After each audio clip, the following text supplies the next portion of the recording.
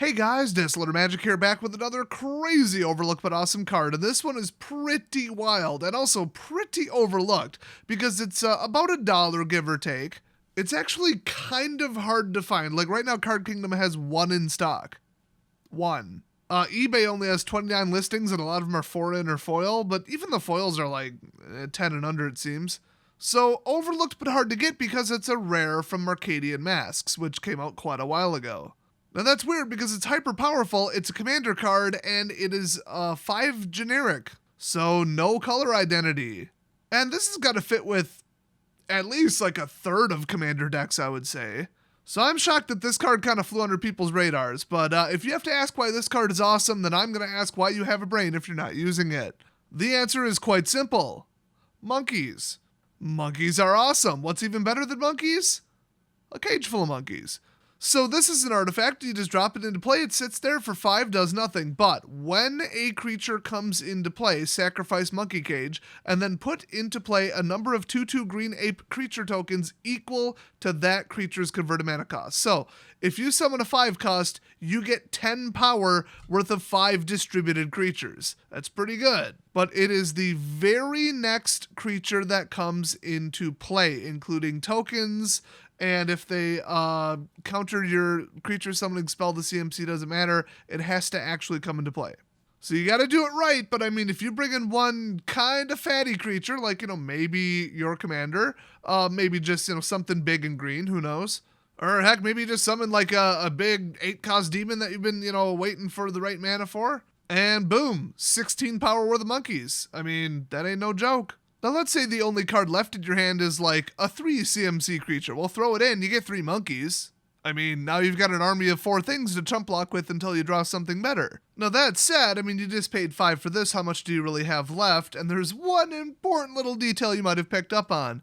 It is the very next creature to come into play, period, including during your opponent's next turn. So you get a say in what triggers it, but more than likely your opponent gets a say in what triggers it. So by the way, even though it refers to the word green, that doesn't mean it's a green identity card. You can still put this into any commander deck. At least multiple people have told me that. I don't remember how it works. I thought any reference to a color identity in an effect or anything, but they're saying no, it's like mana cost and ability payment only. Okay, whatever. I'm still caught up on them naming it Green Monkey, which that's just insensitive. Although it turns out I fell down this 10-minute rabbit hole on Google and Wikipedia. Apparently it was a completely manufactured conspiracy theory that green monkey disease turned into HIV. That one's basically Ebola and one's completely unrelated genetically. So I guess that rumor's still floating around because, I don't know, somebody told me that. Definitely not true though. But anyway, you're probably wondering why I keep saying green monkey when the card says green ape. Well, that's because for some reason, the updated Oracle text, which is the official rules you have to play by on the card, just kind of changed one thing primarily. It says, when a creature enters the battlefield, sacrifice Monkey Cage and create X 2/2 green monkey creature tokens, not apes, where X is that creature's converted mana cost. Now, on the Gatherer website, there are 0 rulings for this card, and that is so annoying because there are 2 things I really want to know, 2 scenarios. I'm pretty sure I know the answer on one of them, though. So, let's say your opponent plays, Collected Company drops in 2 creatures simultaneously. One has a converted mana cost of 3, one has a converted mana cost of 1. Cool. This would cause 2 triggers, but because you control the permanent that causes the triggers to happen, you choose the order they go onto the stack. That's a very well-known rule that I'm 99% sure is correct. So you would obviously put the 3-1 higher, but then when the second one comes around, the Monkey Cage is gone. It's in the graveyard because you already resolved the first trigger.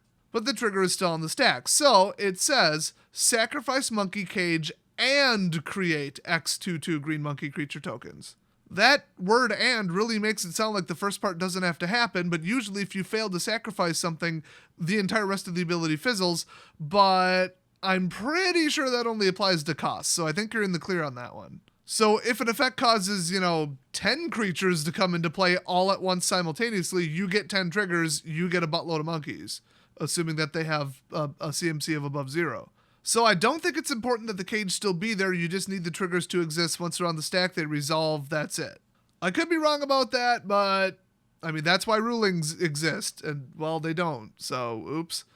Here's the scenario that I'm getting drastically differing opinions on, and we literally just can't find the rule. Simultaneous actions are a problem with this card. Because when it comes to anything that would be considered a trigger, like any kind of ability that goes off of a trigger, or simultaneous abilities going on the stack, whatever, whenever it involves triggers or abilities, you either go in turn order if it's simultaneous, or you go to the originator, the owner, the controller of whatever caused the triggers to happen, and they choose the order that they go onto the stack. So if all 4 players in a multiplayer game all had their own copy of Monkey Cage, and then some player drops in a creature, oh, well, they all go off simultaneously, right? So who chooses the order? You would think the person who summoned the creature. No, they don't control it. But then, well, we each control our own, so we'd each want to go first. So you just simply go in turn order. I am 1,000,000% sure that it works that way because I lost a match because of it recently. It was my turn. I ran a board wipe, and I had a creature that said whenever a creature dies, you gain 1 life and your opponent takes 1 damage. And they had the same creature. I thought, oh, my spell, my permanent, my turn. I'll just choose mine, go first so that I heal first, and then they get dinged to death. Nope, went to turn order, and because it was my turn, mine went on the stack first, which usually sounds great until you remember that the stack resolves from top to bottom in reverse order. So then their triggers went on top of mine, I got pinged for 11 damage, I couldn't heal first, and I lost because of it. So I went into the arena settings and turned on, let me choose the stack order, you dicks. Stop choosing for me, damn it. And nope, it still did it that way. And according to some judges, that's just by rule. It's simultaneous, but it's 2 different permanents, 2 different owners. So it just goes by no player decision. It goes by turn order, which makes perfect sense. So in that scenario, that's how that would work.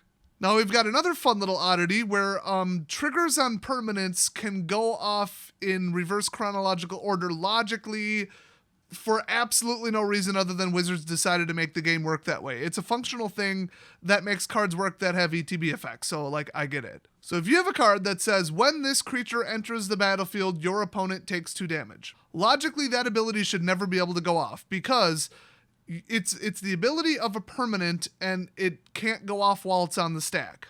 Because if it's on the stack, it's not a permanent. It's not even in play yet. It doesn't exist. It's actually still considered a spell at that point.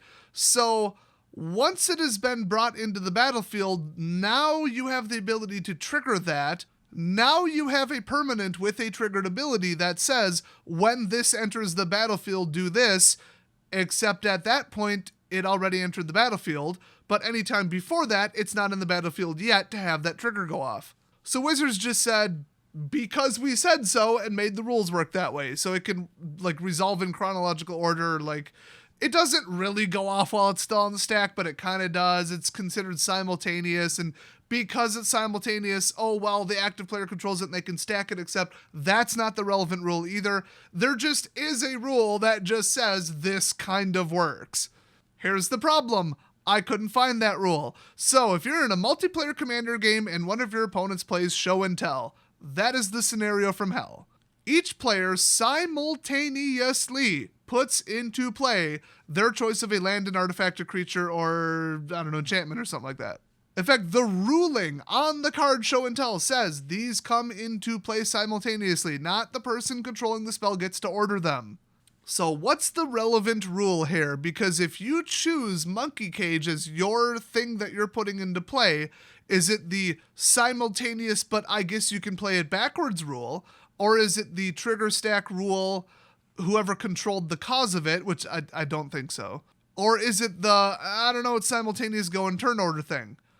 Well, I mean, it's only yours that's causing the trigger. It's not all 4 causing the trigger. So it shouldn't be like, well, we can't choose, so whatever. But why should you get to choose? It's not your turn and it's not your spell. So I would lean very slightly towards you get all of the triggers. It is truly simultaneous, which is not how the game works. If anything is considered to be simultaneous, but the order that they happen in is important, then they go in order. I mean, at least that's how it works for triggers. That's a rule.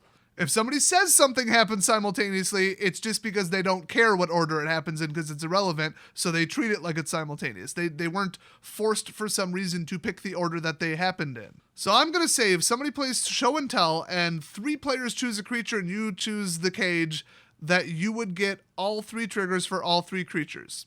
But I couldn't find the actual rule to support it, and there's no rulings for the card. So I'm legit about 55% sure that it doesn't just go to turn order.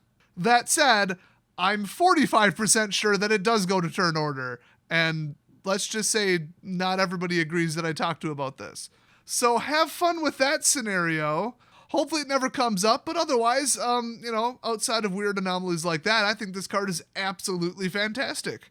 I mean, you really think somebody's going to have an Emrakul in hand and be like, cool, I have enough to summon it, or even drop it into play for free, whatever. And then they see the cage sitting there and they're like, do I really want to do that? Do I want to summon 30 MP, aka Monkey Power, the standard unit of measure for damage in Magic the Gathering? I mean, like, even with Annihilator, do you really want to drop in an Eldrazi Titan against that many monkeys? Because, I mean, if you're playing against me, I'm just going to steal your Emrakul, and then I'm going to swing with that and the monkeys, okay?